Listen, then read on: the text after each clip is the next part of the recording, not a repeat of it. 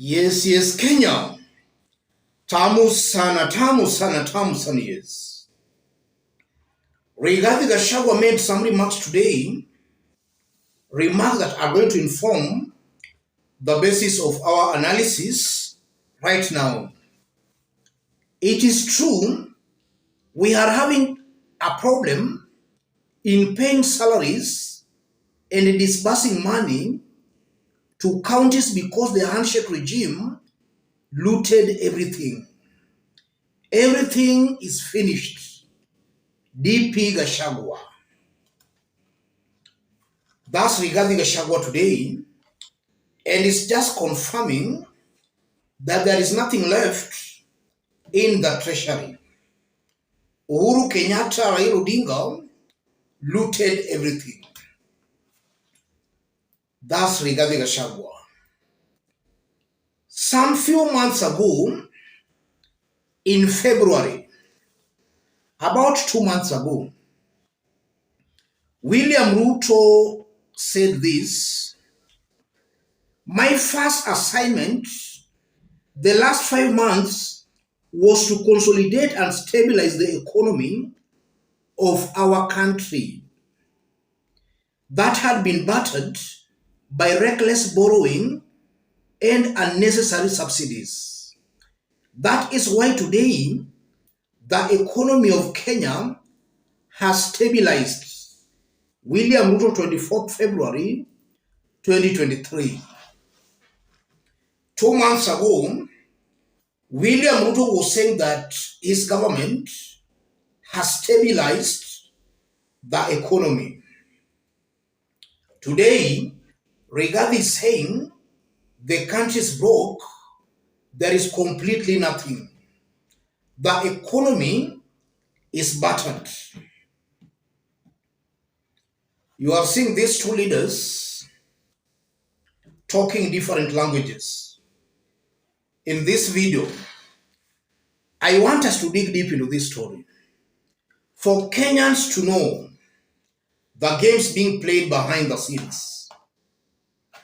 If you are watching us but you have not yet subscribed, subscribe, give this video a like.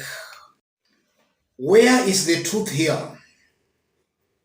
In February, Ruto was saying he has stabilized the economy and now things are good.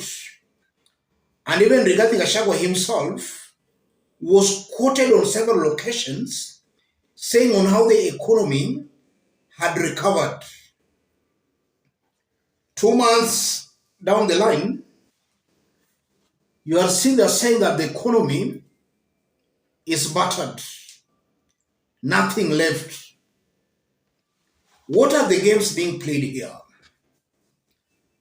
The first thing coming out very clearly, William Ruto and his team are playing ping-pong games with the Kenyans. They are very clueless on governance. So they're just lying and playing politics of propaganda. I'm very sure that William Ruto and his team do not have any formula. They don't have any formula at all on how they can make things better. They are just living into fate. And as they live into fate, they are constantly changing goalposts, trying to play with the Kenyans. Today they are saying something here, tomorrow they are saying a completely different thing. This is a clueless team, a team that does not have any solution to the current problems Kenyans are going through. That's coming out very clearly, and Kenyans should not take this government seriously. All these things they've been saying, these are just empty political rhetorics. Something also coming out very clearly, immediately William Ruto and his team was sworn in, Rigathi Gachagua ordered the treasury to disburse 1.5 billion Kenya shillings to his office. And also he ordered for the creation of the office of the second lady. And we have even seen the office of Musalia Mudavadi's wife, her office being created. Besides that, we have seen the government, Ruto, expanding the size of government. Corrupt individuals, in fact, even individuals who the state had seized some amount from them, like Rigathi Gachagua, the amounts are being returned to them, those corruption cases being done away with. All these are signs that the government might not be broke, but if it's broke, then Ruto and his team are responsible for the government's brokenness. Because they've been in this government, in fact, this is a continuation of their stay in government. William Ruto has been in this government since 2013, together with Rigathi Gachagua. Raila has never been in government. This is a continuation of Ruto's stay in government. So one thing coming out very clearly, if the government is truly broke, then Ruto and his team are fully responsible for the government's brokenness, going on how they are spending taxpayers' money, and going by the kind of posts they are creating. They are solely responsible for the brokenness. And listening to Rigathi Gachagua and listening to William Samoei Ruto, I'm seeing a team that was not prepared. And this is something I've constantly repeated here. Ruto and his team, they were not prepared. And their politics, if you look on how they campaigned, they were using Raila Odinga as their main agenda. Now that they have the government, they must still find somebody to use as an scapegoat. And this is why constantly they keep on blaming Uhuru and Raila Odinga.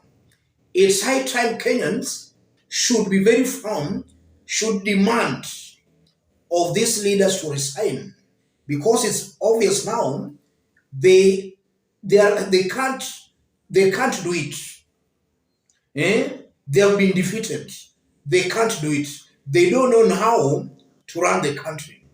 The best thing they should do is to resign.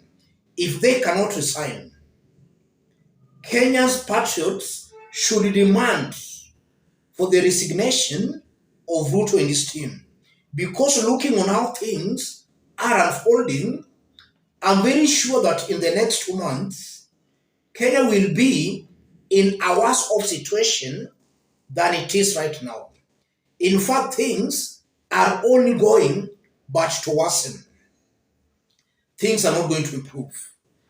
As I conclude, I've always maintained here that if William Ruto will reach 2027 as Kenya's president, he will be a very lucky man. All indications are showing William Ruto will most definitely face a rebellion from Kenyans. Because from what I'm seeing going to happen, as the situation worsens, Ruto and his team will impose more and more taxes on Kenyans, to a point Kenyans won't breathe. And I'm very sure this government will push Kenyans to the wall, to a point Kenyans will say, enough is enough. Even without their leaders telling them to take to the streets, Kenyans themselves will demonstrate against this government. That's something coming out very, very clearly. Let me stop it there, ladies and gentlemen. In case you are watching us but you have not yet subscribed, subscribe, give this video a like. And to our fans who are watching us but you may want to support our forum, I've pinned my number on the comment section. Contact me through the number. Let's meet in our next analysis. Thank you.